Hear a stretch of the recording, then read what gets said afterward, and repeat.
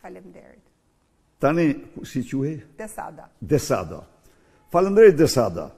Ka një propagandë të tillë dhe duhet të ruhesh mos biesh viktime saj. Se për të rënë viktime saj duhet pranosh alternative Edi Ramën. Edi Rama në vërtet është e keqja më e madhe që kanë pasën verhorës shqiptarë në pushtet ndonjëherë në histori. Ata të cilët duan të mbrojnë Edi Ramën, shtrojnë një alternativë të tillë.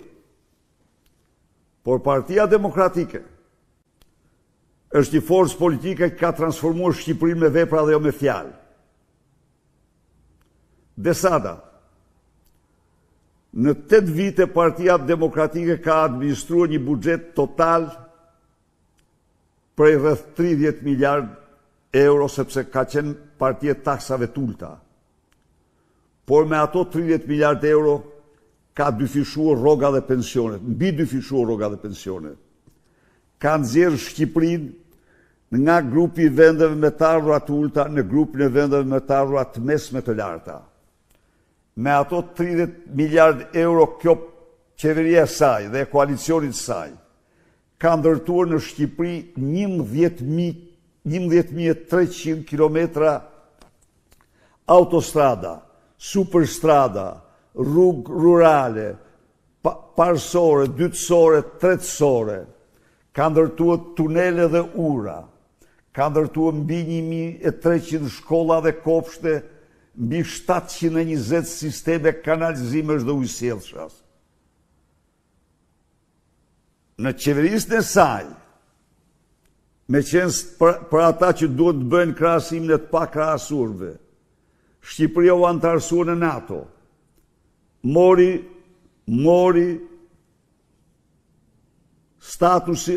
propozimin për statusin e vendit kandidat, firmosi marrëveshje e stabilizimit dhe asociimit. Por në qeverisën e saj, Shqipëria nga fundi botës në përdorimin e internetit. Mos harro se interneti ishte 4.8% penetrimi i tij në vitin 2006. Arriti në 63%. Penetrimi i tij. Pra, nga inexistent u arrit në moshën e Shqipërisë digjitale, atë vit mesatarja e Europës ishte 64 ose 66%. Një kthesë e madhe e jashtëzakonshme u bën energjetik. U firmosën kontrata për ndërtimin e 430 hidrocentraleve, ndër të cilat ndër më të mëdha, siç është Devolli, por kryeprojekti i projekteve për rrugës Kombit ishte TAPI, Trans-Adriatic Pipeline, në cilin Shqipëria pas Azerbajxhanit luajti rol absolut kryesor.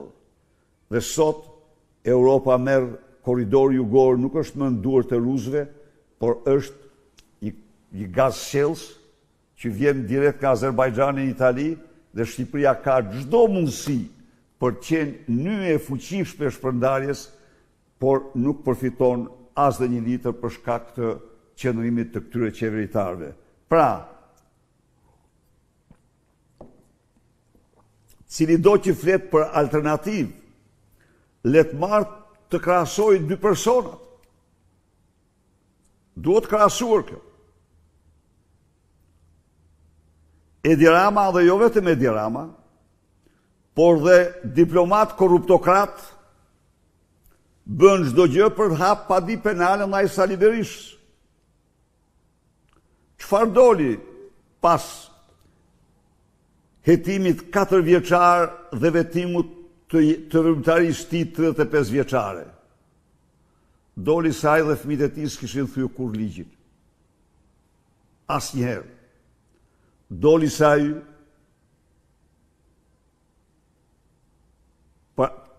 u akuzua tërësisht falso.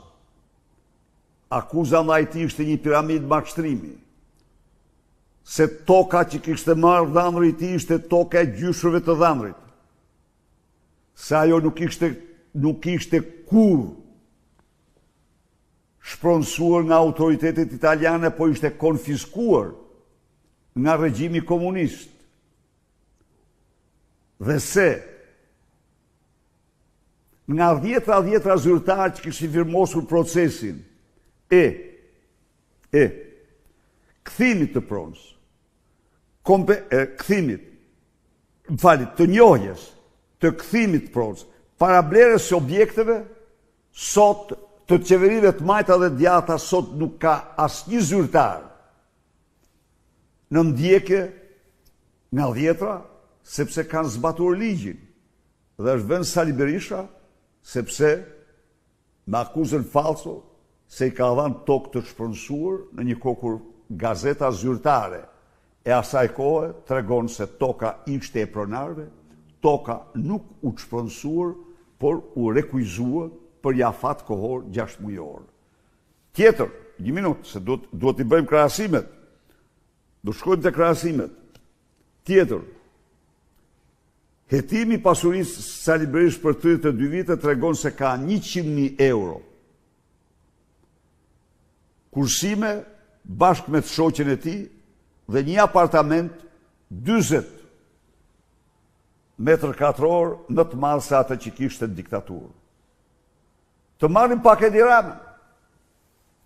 Në vitin 2013, në fund, OSB-ja, fillim 2014, publikon raportin ku thot Edi Rama ka të fshehura në bankat offshore 200 milion euro. Jo vetëm kaq. Po nëse për Sali Berisha s'ke dëgjuar dot kur njeri thot se i dhash 100 dark apo më kërkoj 100 dark, Edi Rama është i akuzuar në mënyrë të përsëritur se më kërkoj 1 milion, se më kërkoj 600.000, se më kërkoj kaq, se më kërkoj aq. Në rast se pra, se duhet i marrin gjërat, siç janë, për të shpërbër propagandën e asaj që thonë se s'ka alternativë. Kujtojmë, le shkojmë pak tek martesa e fundit e Edi Ramës. U martua me një pallat në Paj. Një pallat i zonjës Rama, për të cilin ajo nuk paraqiti dot asnjë faturë ndërtimore, tatimore, doganore apo bankare. Një pallat sikur mbiu nga katët e nëndheshme gjerë në katin e 5. Dhe kur u pyet me se u ndërtua, është ndërtuar me para gjaku, tha. Kur u pyet Edi për pallatin, u përtyp se do të thiste për vilën e tij, prisni. Unë kam patur rroga më të larta se ai në detyrën time. Por unë, thash dhe njëherë, kam arrit të këm 100.000 euro kursime dhe të blet një apartament 20 metra me të gjerë sa atë që kisha. Shita atë dhe mora këte. A jeton në një saraje 720 metra. Themelet e gjata. Ndërtuar me materiale ultra të kushtueshme. Me xhama super special, me pigmente më të kushtueshme, me një kopsht 8.000 metra, ishte 5.400, është bërë 8.300 tani.